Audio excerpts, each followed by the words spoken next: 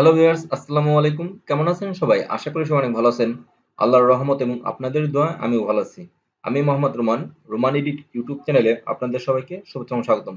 বন্ধুরা, আজকে আমি দেখাবো অ্যাডোব ফটোশপ সিসি সফটওয়্যারের সাহায্যে গ্লাস ব্যাকগ্রাউন্ড ট্রান্সপারেন্ট ইফেক্ট কিভাবে ক্রিয়েট করবেন সে বিষয়ে। আজকের ভিডিওটি একটা রিকোয়েস্ট ভিডিও। আমার ইউটিউব চ্যানেলে আমার ফ্যান্স ফলোরা আমাকে রিকোয়েস্ট করেছে এই ভিডিওটি করার জন্য। তাদের রিকোয়েস্ট রাখার জন্যই আজকের এই ভিডিও। কথা না বাড়িয়ে শুরু করছি আজকের টিউটোরিয়াল। File, open.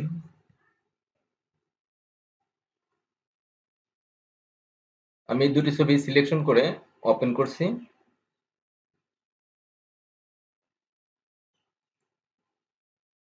প্রথমে আমি টুলবারে আসলাম। টুলবার থেকে আপনারা অবজেক্ট সিলেকশন টুলটা সিলেক্ট করতে পারেন, তারপর মাউস ড্র্যাগ করে এই গ্লাসের ছবিটাকে সিলেক্ট করতে পারেন।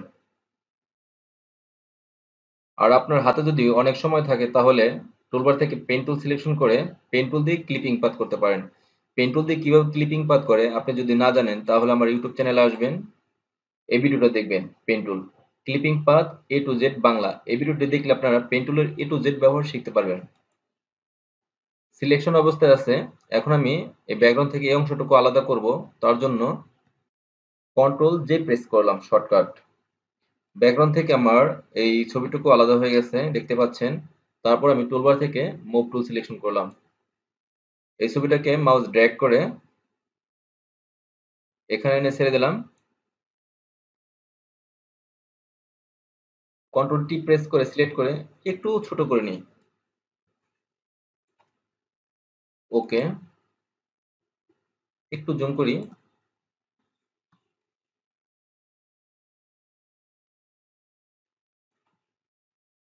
তারপর আমি লেয়ার ওয়ানকে মাল্টিপ্লাই করব।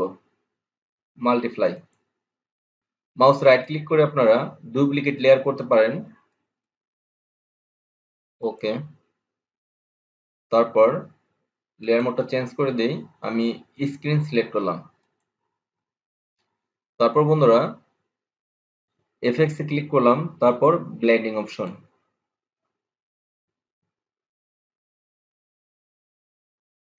ব্লেন্ড ইফ, এখানে আমার গ্রে কালারটা সিলেক্ট আছে, আপনারা দেখতে পাচ্ছেন। এখানে গ্রে কালার যদি সিলেক্ট করা না থাকে গ্রে কালার সিলেক্ট করে নেবেন।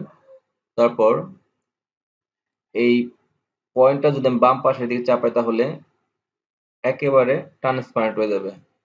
আমি একেবারে ট্রান্সপারেন্ট করব না, আমি হালকা করে ট্রান্সপারেন্ট করব। তার জন্য অল্ট কি প্রেস করে এই পয়েন্টে ক্লিক করবেন, তাহলে আরেকটা পয়েন্ট বের হবে। তারপর এই পয়েন্টটা আপনারা বাম পাশের দিকে চাপিয়ে দিবেন, তাহলে হালকা করে ট্রান্সপারেন্ট হবে। আপনারা দেখতে পাচ্ছেন আমার যতটুকু প্রয়োজন, অর্থাৎ আপনাদের যতটুকু প্রয়োজন ততটুকু হালকা করে দিবেন। আমি এতটুকু রাখলাম। তারপর এই ব্ল্যাক কালারটা একটু ডান পাশে নিলে আপনারা দেখতে পাচ্ছেন এই কালোগুলো আরো কালো হয়ে যাবে। আমি আরেকটা পয়েন্ট বের বের করব, অল্ট কি প্রেস করে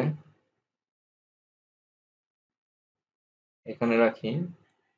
তারপর নিচেরটা যদি আমি নিচের দিকে বাম পাশে চাপিয়ে দিই তাহলে এরকম একবার ট্রান্সপারেন্ট হয়ে যাবে। ব্ল্যাকটা একটু ডান পাশে আনি, তাহলে দেখতে পাচ্ছেন এই চারপাশ দিয়ে এই ব্ল্যাক কালারটা দেখা যাচ্ছে। অল কি প্রেস করে আপনারা এখান থেকে পয়েন্ট বের করতে পারেন।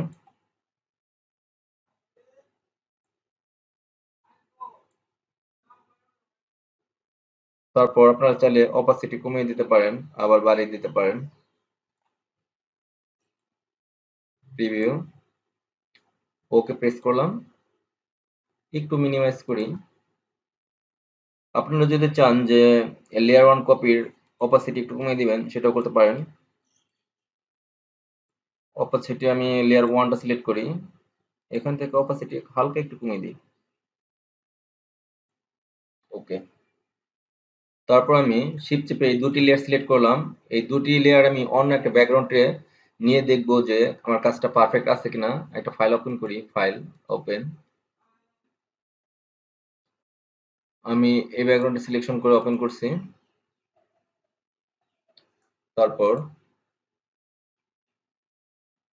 মাউস ড্র্যাগ করে এই দুটি লেয়ার আমি এখানে এনে ছেড়ে দিলাম। ফাইলটি একটু মুভ করে দেখাই যে আসলে কাজটা আমার পারফেক্ট আছে কিনা। দেখতে পাচ্ছেন প্রতিটি জায়গায় কাজটা পারফেক্ট আছে। দেখতে পাচ্ছেন ব্যাকগ্রাউন্ডটা আমার দেখা যাচ্ছে গ্লাসের ভিতর দিয়ে।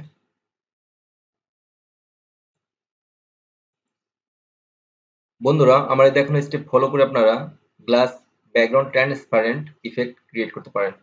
আমার এই ভিডিওটি যদি আপনাদের ভালো লাগে ভিডিওতে একটি লাইক দিবেন, আর আপনি যদি আমার চ্যানেলে নতুন হয়ে থাকেন আমার চ্যানেলটি সাবস্ক্রাইব করে পাশে থাকবেন। কথা হবে নেক্সট টিউটোরিয়ালে। আল্লাহ হাফেজ।